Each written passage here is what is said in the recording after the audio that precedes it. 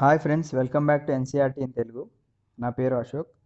So ఈ video వచ్చేసి మనకి క్లాస్ 10 జియోగ్రఫీలో చాప్టర్ 1 ఆల్రెడీ మనం 6th క్లాస్ నుంచి 9th వరకు మన యూట్యూబ్లో ఫ్రీగా అవైలబుల్గా ఉన్నాయి. సో 11th క్లాస్ జియోగ్రఫీ వచ్చేసి మనకి అది కూడా కంప్లీట్ అయింది, బట్ అది ప్లస్ కోర్స్లో ఇంట్రడ్యూస్ చేసాము. అండ్ ఇది వచ్చేసి క్లాస్ 10 జియోగ్రఫీలో చాప్టర్ 1, దీని పేరు రీసోర్సెస్ అండ్ డెవలప్మెంట్. రీసోర్సెస్ అంటే తెలుగులో వనరులు అని చెప్పేసి పిలుస్తారు, అండ్ డెవలప్మెంట్ అంటే అభివృద్ధి. So what is a resource? అసలు రీసోర్స్ అంటే ఏంటి? సో ఒకసారి వీడియో పాజ్ చేసుకొని మీరు డెఫినేషన్ చూడండి, అండ్ దీని ఎక్స్ప్లెనేషన్ నేను చెప్తాను. రీసోర్స్ అంటే మన అవసరాల కోసం, అంటే ఒక హ్యూమన్ బీయింగ్ తన యొక్క అవసరాలని సాటిస్ఫై చేయడానికి, అంటే తన యొక్క అవసరాలని తీర్చుకోవడానికి మన నేచర్లో, అంటే మన ఎన్వైర్న్మెంట్లో ఉన్న ఏవైతే వస్తువులు కానీ ఏదైతే అతనికి సాటిస్ఫై చేసే విధంగా ఉంటాయో వాటిని యూజ్ చేసుకుంటాడో దాన్నే ఒక రీసోర్స్ కింద భావిస్తున్నారు అన్నమాట. సో హ్యూమన్ బీయింగ్స్ అనేవాళ్ళు మన ఎన్వైర్న్మెంట్ మీద, ఇన్స్టిట్యూషన్స్ మీద అండ్ టెక్నాలజీ మీద ఇంటర్ డిపెండ్ అయ్యి ఉంటారనమాట. ఫర్ ఎగ్జాంపుల్ మనం ఇక్కడ చూసుకున్నట్లయితే హ్యూమన్ బీయింగ్స్ ఫిజికల్ ఎన్వైర్న్మెంట్ అంటే నేచర్ మీద డిపెండ్ అయి ఉంటారు. అంటే ఇప్పుడు మీరు ప్రశాంతంగా బతుకున్నారంటే మీరు గాలి పీల్చుకుంటున్నారు. సో మన నేచర్లో ఉన్న ఎయిర్ కానీ, వాటర్ అంటే నీరు కానీ, సో ఇవన్నీ ఏంటంటే examples of physical environment. So అవి మీరు అండ్ అలాగే మీ బాడీలో ఉన్న సెల్స్ అండ్ అలాగే బాడీలో ఉన్న ఆర్గన్స్ ఫంక్షన్ చేయడానికి హెల్ప్ చేస్తూ ఉన్నాయి, కాబట్టి వాటిని మనం natural resources like physical environment కింద కన్సిడర్ చేసుకోవచ్చు. నెక్స్ట్ వచ్చేసి టెక్నాలజీ. సో మీరు ఇప్పుడు వీడియో చూస్తున్నారంటే ఒక ల్యాప్టాప్లో కానీ, ఒక ట్యాబ్లో కానీ, లేకపోతే ఒక స్మార్ట్ ఫోన్లో కానీ చూస్తూ ఉండొచ్చు with the help of internet కానీ, వైఫై కానీ. సో అవన్నీ ఏంటి, మీరు ఎగ్జామ్ పాస్ అవ్వడానికి లేదా మీకు కొంచెం నాలెడ్జ్ గెయిన్ చేసుకోవడానికి ఈ రీసోర్సెస్ అనేవి మీరు వాడుతున్నారు అన్నమాట, to get some knowledge. And అలాగే institutions, for example various organisations, society and foundations etcetera, వాటిని కూడా మనం యూజ్ చేసుకుంటాము టు సాటిస్ఫై అవర్ నీడ్స్. దీన్నే మనం ఒక రీసోర్స్ కింద మాట్లాడుకుంటాం అన్నమాట. సో చాలామంది అనుకుంటూ ఉంటారు, అంటే చాలామంది ఏం అజ్యూమ్ చేస్తూ ఉంటారంటే రీసోర్సెస్ అనేవి మనకి ఫ్రీగా నేచర్లో గిఫ్ట్ చేయడం అంటే గిఫ్ట్గా ఇవ్వబడినాయి, సో వాటిని మనం ఇష్టం వచ్చినట్లు యూజ్ చేసుకోవచ్చు అండ్ అవి ఎప్పటికీ అలానే ఉండిపోతాయని చెప్పేసి అనుకుంటూ ఉంటారు, బట్ అది చాలా తప్పు. సో రీసోర్సెస్ అనేవి మన హ్యూమన్ యాక్టివిటీస్ని బట్టి కొన్ని అలాగ ఉండిపోతాయి అండ్ కొన్ని అలాగా ఎగ్జాస్ట్ అయిపోతూ ఉంటాయి అన్నమాట. అంటే కొన్ని అలా మాయమైపోతూ ఉంటాయి బేస్డ్ ఆన్ హ్యూమన్ యాక్టివిటీస్. మన యాక్టివిటీస్ మీద బేస్ చేసుకొని రీసోర్సెస్ అనేవి ఉంటూ ఉంటాయి అన్నమాట. సో మన హ్యూమన్ బీయింగ్స్ కూడా రీసోర్సెస్ అని చెప్పుకోవచ్చు, ఎందుకంటే మన నేచర్లో ఉన్న కొన్ని థింగ్స్ని మనము టెక్నాలజీని కానీ లేకపోతే మన స్కిల్స్ కానీ యూజ్ చేసుకొని మనము వాటిని వాడుకలోకి తీసుకొస్తున్నాం, కాబట్టి హ్యూమన్ బీయింగ్స్ కూడా రీసోర్సెస్ కింద కన్సిడర్ చేయబడుతుంది. ఫర్ ఎగ్జాంపుల్ మనకి చాలా బొగ్గు గనులు ఉంటాయి అండ్ అలాగే గోల్డ్ కానీ, హైడ్రో పవర్. సో ఇవన్నీ ఏంటంటే మన నేచర్లో అవైలబుల్గా ఉంటాయి. సో వాటిని మన తెలివితేటలతో బయటికి తీసుకొచ్చి మనం వాడుకుంటున్నాం, చూసారా? సో హ్యూమన్ బీయింగ్స్కి చాలా తెలివితేటలు ఉన్నాయి కాబట్టి మనం వాటిని కూడా వాడుకుంటున్నాం, కాబట్టి humans themselves are considered as resources అని చెప్పేసి అంటున్నారు అనమాట. సో ఇక్కడ మనకి ఇచ్చారు on the basis of origin, biotic and abiotic and exhaustibility base మీద ఓనర్షిప్ అండ్ అలాగే స్టేటస్ ఆఫ్ డెవలప్మెంట్. సో మీరేం వరీ కాకండి, ఇవి కింద మనకి డీటెయిల్గా ఎక్స్ప్లెయిన్ చేశారు. సో మీరు ఒకసారి వీడియో పాజ్ చేసుకొని ఈ చార్ట్ కూడా చూసినట్లయితే రీసోర్సెస్ మనం రెండు విధాలుగా డివైడ్ చేసాము. ఫస్ట్ నేచర్లో దొరికే రీసోర్సెస్, న్యాచురల్ రీసోర్సెస్, అండ్ అలాగే human resources. So natural resources మళ్ళీ రెండు విధాలుగా డివైడ్ చేయడం జరిగింది, renewable and non renewable. Renewable అంటే వాటిని పునరుత్పాదించవచ్చు అండ్ అలాగే నాన్ రెన్యూవబుల్ అంటే వాటిని పునరుత్పాదన చేయలేను అన్నమాట. అలాగే రెన్యూవబుల్లో మళ్ళీ రెండు విధాలుగా డివైడ్ చేశారు, continuous are flow, example wind and water, and అలాగే బయోలాజికల్. నెక్స్ట్ వచ్చేసి బయోలాజికల్ మళ్ళీ సబ్ డివైడ్ చేశారు, natural vegetation and wild life కింద. అండ్ నాన్ రెన్యూవబుల్ అంటే పునరుత్పాదకం చేయని రెండు ఉన్నాయి ఇక్కడ. రీసైక్లబుల్ ఎగ్జాంపుల్ మెటల్స్ని మనం కొన్ని రీసైకిల్ చేయొచ్చు. అండ్ అలాగే నాన్ రీసైక్లబుల్ అంటే ఫాజిల్ ఫ్యూయల్స్ ఎగ్జాంపుల్ ఏంటి అంటే కోల్ కానీ గ్యాస్ కానీ ఇవన్నీ ఏంటంటే మనం మళ్ళీ రీసైకిల్ చేయలేము అనమాట. ఓకే, నెక్స్ట్ వచ్చేసి హ్యూమన్ రిసోర్సెస్ తీసుకున్నట్లయితే స్ట్రక్చర్స్ అండ్ ఇన్స్టిట్యూషన్స్ అండ్ అలాగే క్వాంటిటీ అండ్ క్వాలిటీ. సో మీరు ఈ చార్ట్ గురించి ఏం వరీ కాకండి, కింద మనకి డీటెయిల్గా ఎక్స్ప్లెయిన్ చేశారు. సో ఇది చూద్దాం. So on the basis of origin మనకి రీసోర్సెస్ అనేవి రెండు రకాలు. ఏంటి అవి అంటే బయోటిక్ రీసోర్సెస్ అండ్ అలాగే ఏబయోటిక్ రీసోర్సెస్. సో బయో అంటే దాంట్లో ఏంటి, జీవం ఉందని చెప్పేసి అర్థం అన్నమాట. So these are obtained from biosphere and have life. మనం చెప్పాం కదా జీవం ఉంది అని చెప్పేసి. ఫర్ ఎగ్జాంపుల్ హ్యూమన్ బీయింగ్స్ కానీ, ప్లాంట్స్ కానీ, యానిమల్స్ అంటే flora and fauna, fisheries, livestock etcetera. So కొంతమంది ఏం చేస్తూ ఉంటారు, హ్యూమన్ బీయింగ్స్ తన అవసరాల కోసం వీటిని కూడా తింటూ ఉంటాడు. ఫర్ ఎగ్జాంపుల్ వాళ్ళు కొంతమంది వెజిటేరియన్స్ ప్లాంట్స్ తింటూ ఉంటారు and of course non vegetarians కూడా.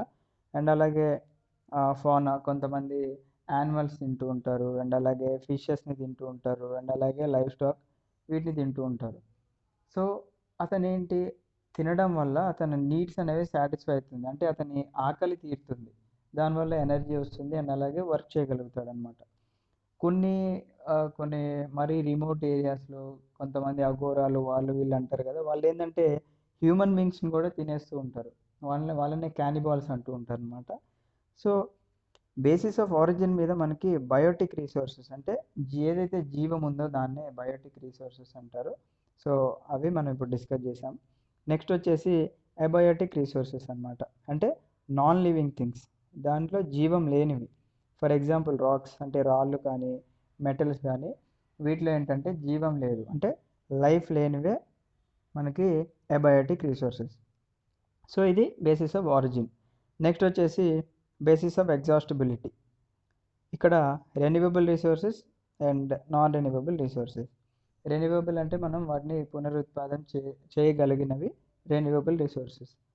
సో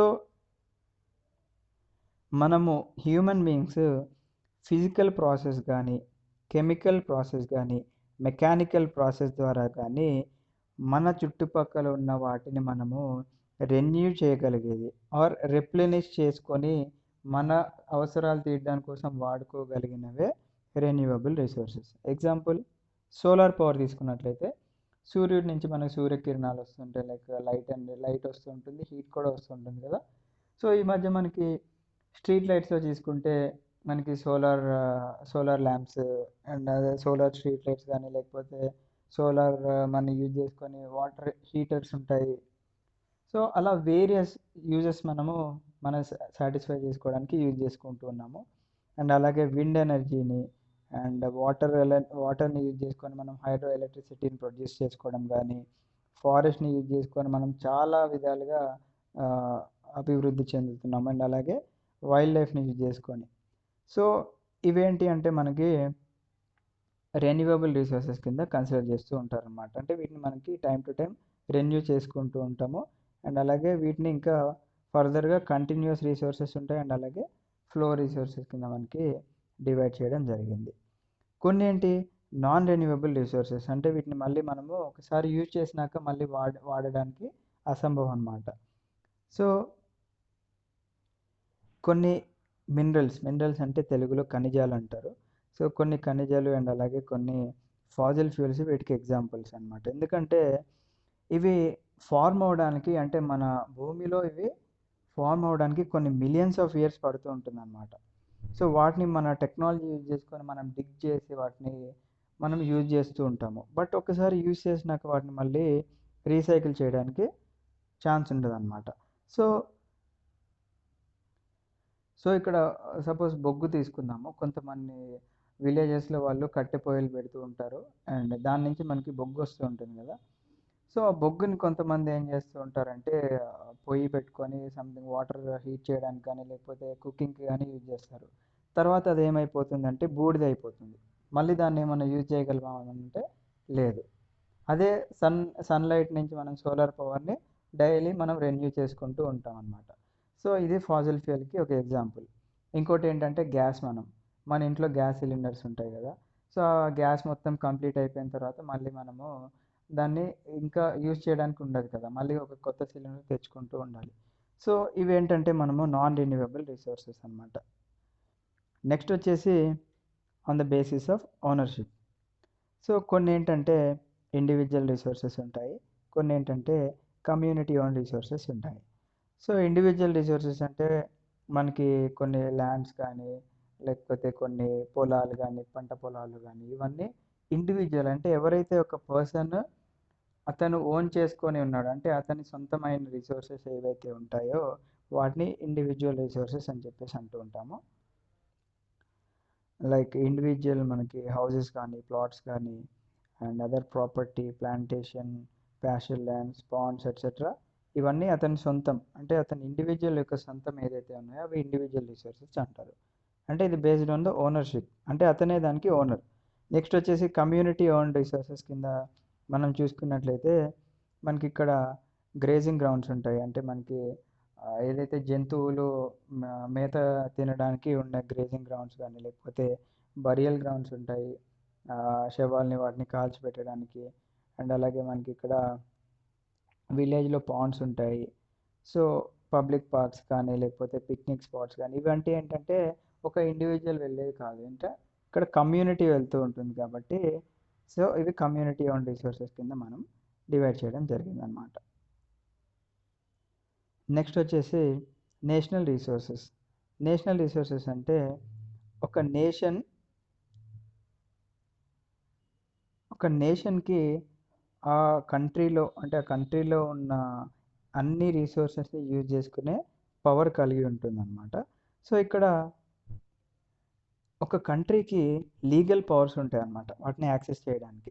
ఫర్ ఎగ్జాంపుల్, ఈవెన్ ఒక ప్రైవేట్ ప్రాపర్టీని కూడా మనము కంట్రీ దాన్ని ఒక పబ్లిక్ యూస్ కింద మార్చుకోగలదు. ఫర్ ఎగ్జాంపుల్ ఏంటంటే మనకి కొన్ని రైల్వేస్ కానీ, క్యానల్స్ కానీ, రోడ్స్ కానీ కన్స్ట్రక్ట్ చేస్తూ ఉంటారు. అవి కొంతమంది ఇండివిజువల్స్గా ఓన్ చేసుకొని ఉంటారు. బట్ గవర్నమెంట్ ఏంటి అంటే వాళ్ళకి కొంచెం అమౌంట్ ఇచ్చేసి వాటిపైన ఇవన్నీ అంటే పబ్లిక్ యూస్ చేసుకోవడం కోసం కన్స్ట్రక్ట్ చేస్తూ ఉంటారు అన్నమాట. సో ఇక్కడ urban development authorities get empowered by the government to acquire these lands. So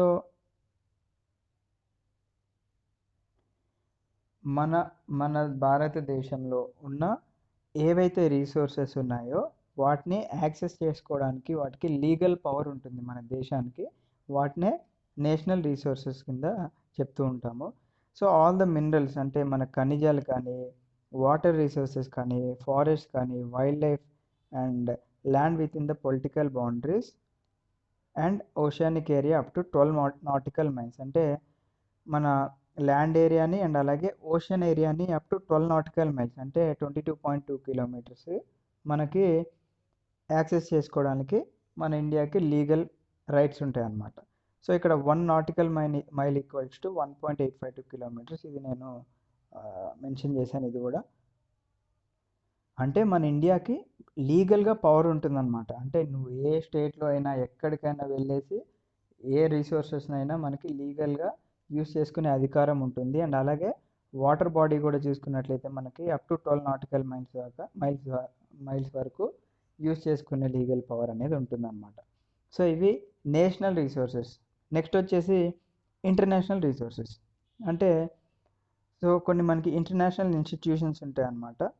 so అవేంటి అంటే బియాండ్ 200 నాటికల్ మైల్స్, అంటే మన భారతదేశం నుంచి 200 నాటికల్ మైల్స్ దాటిన తర్వాత అది ఓపెన్ ఓషన్ కింద కన్సిడర్ చేసుకొని ఏ కంట్రీకి వాటిని యూటిలైజ్ చేసే ఆస్కారం లేదనమాట. వితౌట్ కొన్ని వాళ్ళకి పర్మిషన్స్ కానీ ఇవి లేకుండా యూటిలైజ్ చేసుకునే ఆస్కారం లేదు. అండ్ ఎక్స్క్లూజివ్ ఎకనామిక్ జోన్ అంటే ఏంటంటే ఒకసారి నేను ఇమేజ్లో చూపిస్తాను చూడండి. సో ఇక్కడ మీరు చూస్తున్నారు మన ఇండియా మ్యాప్ ఉంది అండ్ అలాగే ఇక్కడ వైట్ కలర్లో కనిపిస్తుంది కదా దాని చుట్టూ, ఇదేంటంటే మన ఇండియన్ యొక్క ఎక్స్క్లూజివ్ ఎకనామిక్ జోన్. అంటే మన భారతదేశానికి 2.37 మిలియన్ కిలోమీటర్ స్క్వేర్ మనకి లీగల్ రైట్స్ ఉంటాయన్నమాట to utilise all the living and non living resources. అంటే ఈ ఎక్స్క్లూజివ్ ఎకనామిక్ జోన్లో ఉన్న living and non living resources ఏదైతే ఉన్నాయో మనము వాటిని మనకి అక్వైర్ చేసుకోవడానికి, వాటిని మనం పొందడానికి మనకి ఒక లీగల్ రైట్ అనేది ఉందన్నమాట. సో మన ఇండియా అండ్ అలాగే ఇక్కడ అండమాన్ అండ్ నికోబార్ ఐలాండ్స్ పక్కన కూడా ఉన్న ఏరియా, అండ్ అలాగే ఇక్కడ ఇంకోటి ఉంది చూడండి. సో మన ఇండియా కాకుండా ఇక్కడ శ్రీలంక కూడా, అంటే ఒక్కొక్క కంట్రీకి ఎక్స్క్లూజివ్ ఎకనామిక్ జోన్ అనేది ఉంటుంది. అండ్ ఇక్కడ శ్రీలంక, మాల్దీవ్స్ అండ్ అలాగే ఇండోనేషియా అండ్ వేరే కంట్రీస్ యొక్క ఎక్స్క్లూజివ్ ఎకనామిక్ జోన్ ఇమేజ్ ఇది.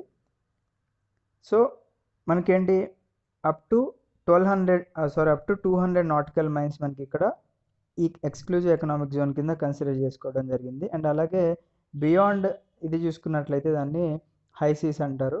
అండ్ దాన్ని అక్వైర్ చేయడానికి మనకి కొన్ని పర్మిషన్స్ అనేవి కావాల్సి ఉంటుందన్నమాట. సో ఇక్కడ మీరు చూసుకోవచ్చు, కావాలంటే ఒకసారి ఇమేజ్ పాజ్ చేసుకొని చూడండి. సో ఇక్కడ మనం చూసుకున్నట్లయితే మనకి ఇందాక 12 నాటికల్ మైల్స్ చూసాం కదా. సో అది మన టెరిటోరియల్ వాటర్స్ కింద కన్సిడర్ చేయబడుతుంది. అండ్ అలాగే నెక్స్ట్ వచ్చేసి నెక్స్ట్ 12 నాటికల్ మైల్స్ చూసుకుంటే అది కాంటిగ్యుయస్ జోన్. అండ్ అలాగే దాని తర్వాత వచ్చే 200 నాటికల్ మైల్స్ ఏదైతే ఉందో అది exclusive economic zone. And I hope మీకు అర్థమై ఉంటుంది ఇప్పుడు. సో మన ఇండియాకి ఎక్స్క్లూజివ్ ఎకనామిక్ జోన్ దాటిన తర్వాత కూడా మనకి మ్యాంగనీస్ ఏదైతే ఉందో దాన్ని మైనింగ్ చేయడానికి మనకి రైట్స్ అనేది లభించడం జరిగిందనమాట. సో నెక్స్ట్ వచ్చేసి on the basis of status of development. So first వచ్చేసి మనకి ఇక్కడ పొటెన్షియల్ రిసోర్సెస్, అంటే resources which are found in a region but have not been utilised. అంటే ఎగ్జాంపుల్ మనం తీసుకున్నట్లయితే వెస్టర్న్ పార్ట్స్లో మనకి రాజస్థాన్ అండ్ గుజరాత్ ఉంటాయి. సో అక్కడ మనకి విండ్ అండ్ సోలార్ ఎనర్జీని డెవలప్ చేసుకునే ఆస్కారం చాలా ఉంది, బట్ అవి డెవలప్ చేయలేదన్నమాట. అంటే resources which are found in a region, అంటే ఒక రీజియన్లో ఆ రీసోర్సెస్ అనేవి ఉన్నాయి బట్ అవి ఇంకా యూటిలైజ్ చేయలేదు అని చెప్పేసి అంటున్నారు అనమాట. వాటిని మనం పొటెన్షియల్ రిసోర్సెస్ అని చెప్పేసి చెప్పుకుంటాం. నెక్స్ట్ వచ్చేసి developed resources. So developed resources అంటే ఆ రీసోర్సెస్ ఒక పర్టికులర్ ఏరియాలో వాళ్ళు మొత్తం సర్వే చేసి వాటి యొక్క క్వాలిటీ అండ్ క్వాంటిటీని డిటర్మిన్ చేస్తారనమాట. సో అది మన మీద డిపెండ్ అయి ఉంటుంది. అంటే మనం ఏ టెక్నాలజీని యూజ్ చేస్తాము అని చెప్పేసి ఆ టెక్నాలజీని యూజ్ చేసుకొని మనం వాటిని వాడుకలో తీసుకురావడానికి అది మన మీద డిపెండ్ అయి ఉంటుంది అనమాట. సో వాటినే డెవలప్డ్ రిసోర్సెస్ అంటారు. నెక్స్ట్ వచ్చేసి స్టాక్ అంటే ఆల్రెడీ మెటీరియల్స్ అనేవి మనకి ఎన్వైర్న్మెంట్లో ఉంటాయి అన్నమాట. బట్ మన హ్యూమన్ బీయింగ్స్కి మనకి అప్రోప్రియేట్ టెక్నాలజీ లేదనమాట వాటిని యాక్సెస్ చేయడానికి. ఫర్ ఎగ్జాంపుల్ మనం ఇక్కడ తీసుకున్నట్లయితే H2O, అంటే H2 అంటే ఏంటి, వాటర్ అని అర్థం కదా. సో దీంట్లో మనకి ఏముంటుంది, హైడ్రోజన్ ఉంటుంది అండ్ అలాగే ఆక్సిజన్, రెండు ఉంటాయి. సో హైడ్రోజన్ అండ్ ఆక్సిజన్ అనేవి ఇన్ఫ్లేమబుల్, అంటే వాటికి మండే స్వభావం ఎక్కువగా ఉంటుందన్నమాట. సో మనకి ఇప్పటివరకు ఏంటంటే అసలు టెక్నాలజీ లేదనమాట వాటి నుంచి, అంటే ఈ హైడ్రోజన్ అండ్ ఆక్సిజన్ ఎలిమెంట్స్ నుంచి మనకి ఎనర్జీని ఎక్స్ట్రాక్ట్ చేసే టెక్నాలజీ లేదు కాబట్టి వాటిని మనము స్టాక్ కింద కన్సిడర్ చేస్తూ ఉంటాం అన్నమాట. నెక్స్ట్ వచ్చేసి రిజర్వ్స్ అంటే it is the subset of stock, అంటే ఇవి కూడా స్టాక్లో ఒక భాగం కింద కన్సిడర్ చేస్తారు. అంటే ఈ రిజర్వ్స్ని యూజ్ చేసుకోవడానికి మనకి ప్రాక్టికల్ నాలెడ్జ్ ఉంది, స్కిల్ ఉంది, టెక్నికల్ నాలెడ్జ్ ఉందన్నమాట. బట్ దాని వాడుక అనేది మనకి ఇంకా స్టార్ట్ అవ్వలేదు. So these can be used for meeting future requirements, ఫ్యూచర్లో మనకి ఉపయోగపడుతూ ఉంటాయి. ఎగ్జాంపుల్ ఏంటి, మనకి ఇక్కడ రివర్ వాటర్ ఉన్నాయి. రివర్ వాటర్ని యూజ్ చేసుకొని మనము హైడ్రో ఎలక్ట్రిక్ పవర్ని జనరేట్ చేసుకుంటూ ఉన్నాం అన్నమాట ప్రజెంట్గా. బట్ ఏంటంటే ఒక లిమిటెడ్ ఎక్స్టెంట్లోనే చేస్తున్నాము. అండ్ ఇది రిమైనింగ్ మనం ఫ్యూచర్లో కూడా యూజ్ చేసుకునే విధంగా ఉంటాయన్నమాట. సో అందుకే వాటిని రిజర్వ్స్ అంటారు. అందుకనే మన డ్యామ్స్లో ఉన్న వాటర్ కానీ, ఫారెస్ట్ కానీ ఎట్సెట్రా ఏవైతే ఉన్నాయో అవి ఫ్యూచర్లో యూజ్ చేసుకోవడానికి యూజ్ అవుతూ ఉంటాయి. నెక్స్ట్ వచ్చేసి టాపిక్ ఇక్కడ డెవలప్మెంట్ ఆఫ్ రీసోర్సెస్.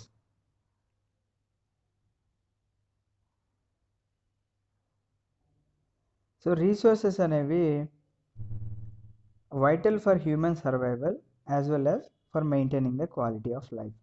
సో మన హ్యూమన్ బీయింగ్స్కి అండ్ అలాగే మిగతా జంతువులకి వాటికి వీటికి కూడా రీసోర్సెస్ అనేవి చాలా ఇంపార్టెంట్.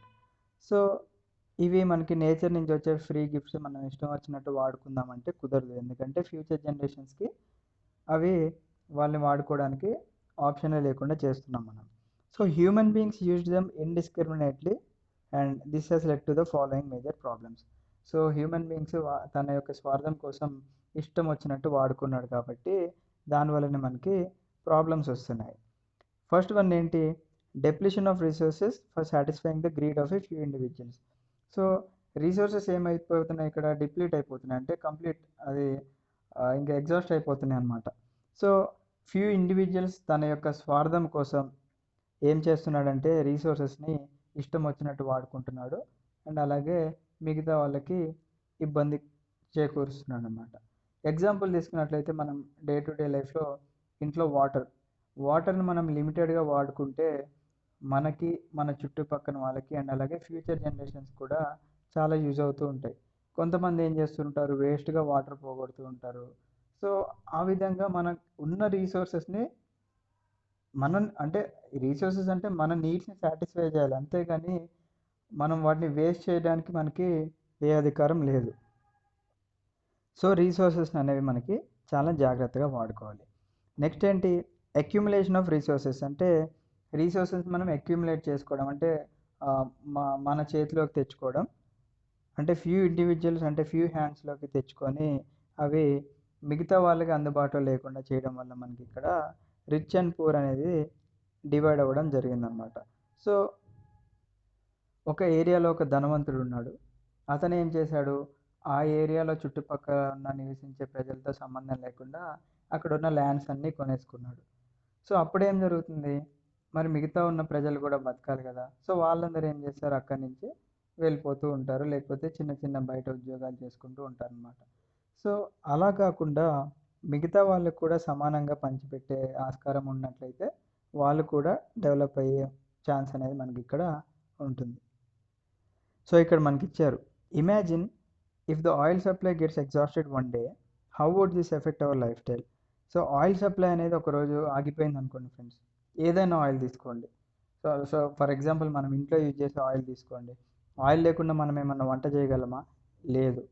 సో దానివల్ల ఏమవుతుంది, మన లైఫ్ స్టైల్కి డైలీ రోజు రోజుకి ఇబ్బంది అనేది పెరిగిపోతూ ఉంటుంది అండ్ అలాగే మన ఆల్టర్నేట్ చూసుకునే అవకాశం వస్తుంది.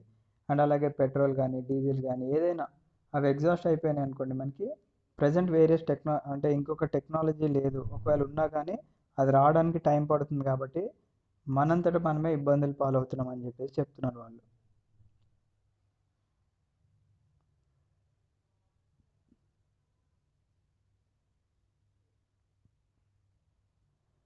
So indiscriminate exploitation of resources has lead to the global ecological crisis. అంటే మన ఒక్కొక్క కంట్రీ తన స్వార్థం కోసం చూసుకొని ఇష్టం వచ్చినట్టు రీసోర్సెస్ని వాడుకోవడం వల్ల మన ప్రపంచం మొత్తంలో గ్లోబల్ ఎకలాజికల్ క్రైసిస్ అనేది రావడం జరిగింది. దీనివల్లనే మనకి గ్లోబల్ వార్మింగ్ వస్తుంది, ఓజోన్ లేయర్ డిప్లీట్ అయిపోతుంది, ఎన్వైర్మెంటల్ పొల్యూషన్ వస్తుంది అండ్ అలాగే ల్యాండ్ కూడా డిగ్రేడ్ అయిపోతుంది అన్నమాట. సో ఇదే గినక కంటిన్యూ అయిపోతే ఉంటే మన ప్లానెట్ అనేది ఫ్యూచర్లో ఇబ్బంది అంటే డేంజర్లో పడే అవకాశం ఉందని చెప్పేసి మనకి చెప్తున్నారు. అందుకనే రీసోర్సెస్ ప్లానింగ్ అనేది essential for sustainable existence of all forms of life అని చెప్పేసి అంటున్నారు. సో మనకి దానికోసమే సస్టైనబుల్ డెవలప్మెంట్ గురించి చెప్పారనమాట. సో సస్టైనబుల్ డెవలప్మెంట్ అంటే ఏంటంటే development should take place without damaging the environment and development in the present should not compromise with the needs of the future generations. అంటే డెవలప్మెంట్ అనేది జరగాలి, బట్ మన ఎన్వైర్న్మెంట్ని డ్యామేజ్ చేయకూడదు. Development అనేది జరగాలి, బట్ మన ఫ్యూచర్ జనరేషన్స్కి అది ఇబ్బంది పడే విధంగా ఉండకూడదు అని చెప్పేసి వాళ్ళు చాలా అద్భుతంగా చెప్పారు. సో దీన్నే సస్టైనబుల్ డెవలప్మెంట్ అని చెప్పేసి మనం చెప్పుకుంటాం. సో మనకి ఇక్కడ 1992లో రియో డి జనీరో అంటే బ్రెజిల్లో ఎర్త్ సమిట్ అనేది జరిగిందనమాట. Rio de Janeiro earth summit. So ఈ సమిట్లో వాళ్ళు ఏం డిస్కస్ చేశారంటే urgent problems of environmental protection and socio economic development of the global level. అంటే మన ప్రపంచం మొత్తంలో ఉన్న ప్రాబ్లమ్స్ ఏవైతే ఎన్వైరన్మెంటల్ ప్రాబ్లమ్స్ అండ్ అలాగే సోషియో ఎకనామిక్ డెవలప్మెంట్ ప్రాబ్లమ్స్ ఉన్నాయో వాటి గురించి కంట్రీ యొక్క లీడర్స్ అందరూ గుమ్ముగూడి వాళ్ళు అసెంబ్లీ అయ్యి వాళ్ళు డిస్కస్ చేయడం జరిగిందనమాట. సో ఈ లీడర్స్ అందరూ ఏం చేశారంటే వాళ్ళు ఒక డిక్లరేషన్ సైన్ చేశారు. ఏమని? మేము 21st సెంచరీ కల్లా అందరం సస్టైనబుల్ డెవలప్మెంట్ అంటే ఇందాక మనం ఏదైతే డిస్కస్ చేసామో అది మేము అచీవ్ చేస్తామని చెప్పేసి వాళ్ళు అందరు లీడర్స్ సైన్ చేయడం జరిగింది. సో వాళ్ళు మేజర్గా ఏం సైన్ చేశారు అంటే it AIIMS at achieving global sustainable development. అంటే మన ప్రపంచం మొత్తం సస్టైనబుల్ డెవలప్మెంట్ని అచీవ్ చేస్తాము. అంటే మేము ఎన్వైరన్మెంటల్ డ్యామేజ్ని తగ్గిస్తాము, పావర్టీని అంటే పేదరికాన్ని నిర్మూలిస్తాము, అండ్ అలాగే వ్యాధులను కూడా తగ్గిస్తాము అని చెప్పేసి వాళ్ళు డిస్కస్ చేసుకోవడం జరిగిందనమాట. అండ్ ఇంకొక మేజర్ ఆబ్జెక్టివ్ ఏంటంటే ఎవ్రీ లోకల్ గవర్నమెంట్ ఏదైతే ఉందో ఆ లోకల్ గవర్నమెంట్ కూడా లోకల్ ఎజెండా ఏదైతే అంటే లోకల్లో ఏమేమి రిసోర్సెస్ కావాలి అండ్ వాళ్ళని ఎలా డెవలప్ చేయాలని చెప్పేసి వాళ్ళు ప్రిపేర్ చేసుకోవాలని చెప్పేసి వీళ్ళు సైన్ చేయడం జరిగిందనమాట. నెక్స్ట్ వచ్చేసి రీసోర్స్ ప్లానింగ్.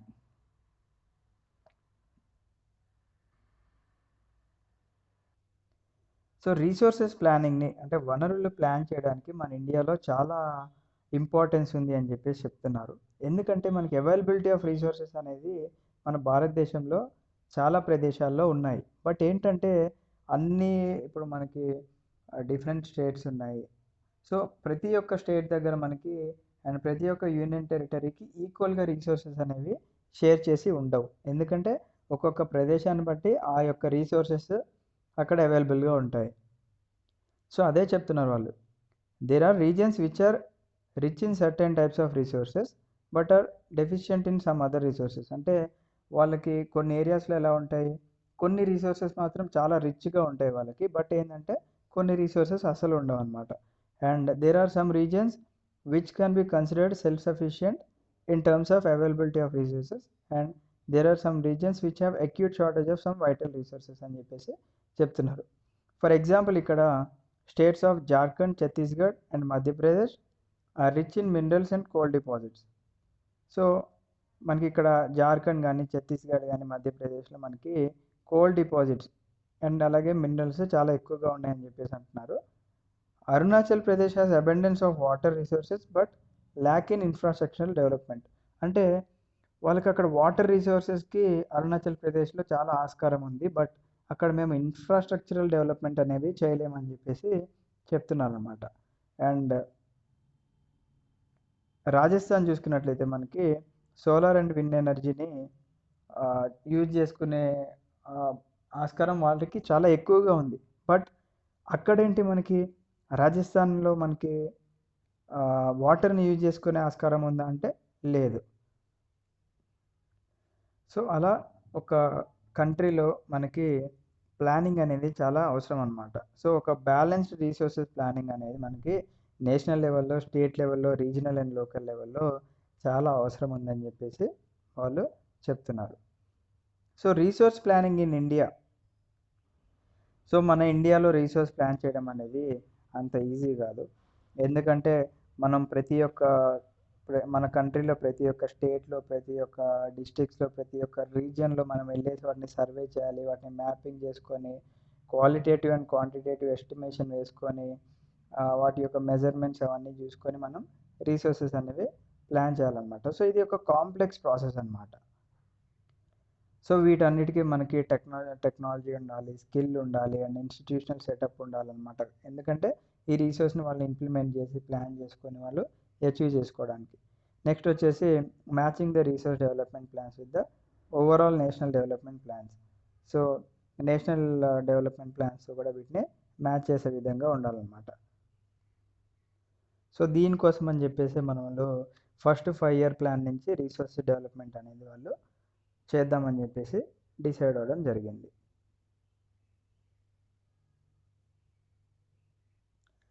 సో ఇందాక నుంచి రీసోర్స్ డెవలప్మెంట్ అంటున్నాం. అసలు రీసోర్సెస్ అనేవి డెవలప్ అయితే అసలు ఏంటి ఉపయోగం అని చెప్పేసి మనం ఇక్కడ క్వశ్చన్ చేసుకున్నట్లయితే, the availability of resources is a necessary condition for the development of any region. Suppose మీ ఊరుంది అంటే ఆ రీజన్లో అసలు మీకు అసలు ఏం రీసోర్సెస్ డెవలప్ అయినాయి. ఫర్ ఎగ్జాంపుల్ రోడ్స్ ఉన్నాయా, స్ట్రీట్ లైట్స్ ఉన్నాయా, వాటర్ అంటే డ్రైనేజ్ సిస్టమ్ మంచిగా ఉందా, ఇవన్నీ చూసుకోవాలి. ఇప్పుడు ఒక విలేజ్లో మనకి రోడ్ సిస్టమ్ ఉందంటే అక్కడ మనకి అంటే మంచి రోడ్స్ ఉంటే మంచి ట్రాన్స్పోర్ట్ సిస్టమ్ ఉంటుంది. మంచి ట్రాన్స్పోర్టేషన్ ఉంటే వాళ్ళు డిఫరెంట్ ఫ్యాక్టరీస్ కానీ లేకపోతే మంచి మంచి కన్స్ట్రక్ట్ చేసుకునే ఆస్కారం ఎక్కువగా ఉంటుందన్నమాట. సో ఆ విధంగా మనకి ఒక్కొక్క ప్లేస్లో మనకి ఏమేమి రీసోర్సెస్ కావాలో వాటి విధంగా మనము డెవలప్ చేసుకోవాల్సి ఉంటుందన్నమాట. సో ఇక్కడ అంటున్నారు చూడండి, there are many regions in our country that are rich in resources. అంటే మన మన భారతదేశంలో చాలా రీజన్స్ ఉన్నాయి, అంటే రీసోర్సెస్ ఎక్కువగా ఉన్న రీజన్స్. బట్ అవి చాలా వరకు ఎకనామికల్గా బ్యాక్వర్డ్ రీజన్స్ అని చెప్పేసి చెప్తున్నారు. ఇంకోటి ఏంటి, కొన్ని రీజన్స్ వాటిలో పూర్ రిసోర్స్ బేస్ ఉంది, బట్ అవి బాగా ఎకనామికల్గా డెవలప్ అయిపోయినాయి అని చెప్పేసి చెప్తున్నాను అనమాట.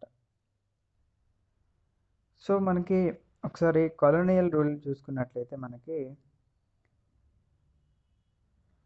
Rich resources in the colonies were the main attraction of the foreign invaders. అంటే ఒక ప్లేస్లో మనకి రీసోర్సెస్ చాలా రిచ్గా ఉన్నట్లుంటే అక్కడ ఫారెన్ ఇన్వేడర్స్ కూడా అదే విధంగా వస్తారు. అండ్ అలాగే ఫారెన్ కంట్రీస్ నుంచి వచ్చి వాళ్ళు వాళ్ళ టెక్నాలజీ అండ్ డెవలప్మెంట్ యూజ్ చేసుకొని వాళ్ళ రీసోర్సెస్ని ఎక్స్ప్లాయిట్ చేసుకొని వాళ్ళే అక్కడ అంటే పవర్ అంటే అధికారం పొందే ఆస్కారం ఎక్కువగా ఉందన్నమాట మన కాలోనియల్ రూల్లో. అందుకనే ఏం చెప్తున్నానంటే మనం ఆ రీసోర్సెస్ని ఎప్పుడు డెవలప్మెంట్కి యూజ్ చేసుకోవచ్చు అంటే only when there are accompanied by appropriate technological development and అలాగే ఇన్స్టిట్యూషనల్ చేంజెస్ ఉంటేనే మనం వాటిని డెవలప్ చేసుకోగలమని చెప్పేసి చెప్తున్నారు. India has experienced all this in different phases of colonisation. Therefore in India development in general and resources development in particular does not only involve the availability of resources but also the technology, quality of human resources and historical experience of the people అని చెప్పేసి చెప్తున్నారు. అంటే మన ఇండియాలో డెవలప్మెంట్కి కానీ లేకపోతే resources develop చేయడానికి కానీ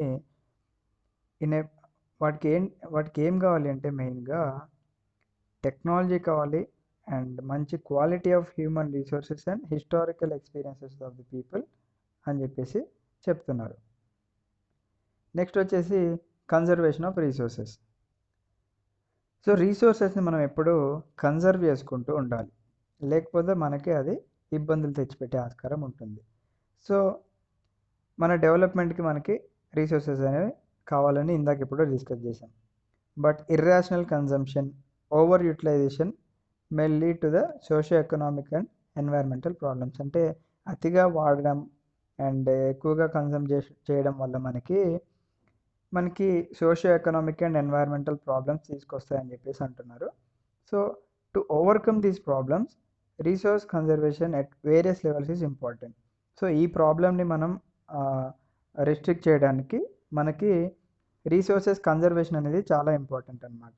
so this has been the main concern for the leaders and thinkers in the past. So for example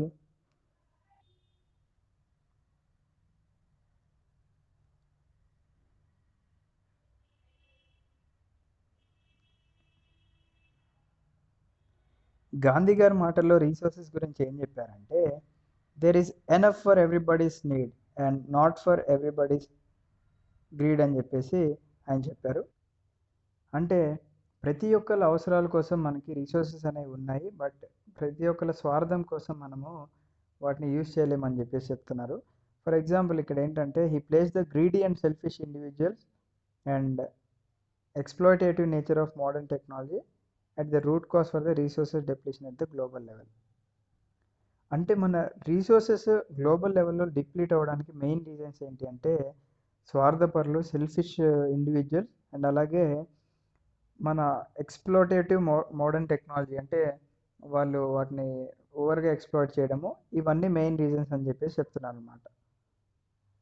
so Gandhi గారు ఏంటంటే he was against the mass ప్రొడక్షన్కి ఆయన అగెయిన్స్ట్గా ఉండి ఆయన దాన్ని రీప్లేస్ చేసి మాసెస్తో ప్రొడక్షన్ చేపియాలని చెప్పేసి అతను కోరుకున్నారన్నమాట. సో ఈ రీసోర్సెస్ని మనం కన్జర్వ్ చేసుకోవడానికి ఇంటర్నేషనల్గా 1968లో క్లబ్ ఆఫ్ రోమ్లో రీసోర్సెస్ కన్జర్వేషన్ని ఫస్ట్ టైం ఒక సిస్టమేటిక్ వేలో వీళ్ళు ఇంట్రడ్యూస్ చేయడం జరిగింది.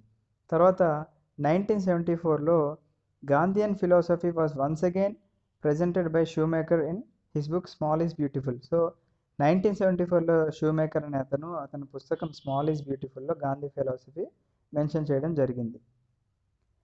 అండ్ అలాగే 1987లో బ్రంట్లాండ్ కమిషన్ రిపోర్ట్లో కూడా మనకి ఈ రీసోర్స్ కన్జర్వేషన్ గురించి మెన్షన్ చేయడం జరిగిందనమాట. సో ఈ రిపోర్ట్ ఏం ఇంట్రడ్యూస్ చేసిందంటే the concept of sustainable development. So sustainable development అనే కాన్సెప్ట్ ఎక్కడి నుంచి ఇంట్రడ్యూస్ చేశారంటే బ్రంట్లాండ్ కమిషన్ రిపోర్ట్ 1987 నుంచి వాళ్ళు ఇంట్రడ్యూస్ చేశారని చెప్పి మనం ఇక్కడ చెప్పుకోవచ్చు. దాన్నే వాళ్ళు ఒక పుస్తకంలో పబ్లిష్ చేయడం జరిగిందనమాట. ఆ పుస్తకం పేరు అవర్ కామన్ ఫ్యూచర్ అని చెప్పేసి. అండ్ దాని తర్వాత మనకి బ్రెజిల్ సమ్మిట్ ఇందాక 1992ది మనం ఆల్రెడీ డిస్కస్ చేసుకోవడం జరిగింది. సో ఇక్కడితో మనము పార్ట్ 1 కింద కన్సిడర్ చేసుకొని వీడియో ఆపేద్దాము, ఎందుకంటే ఇప్పటికే 36 minutes వచ్చింది వీడియో.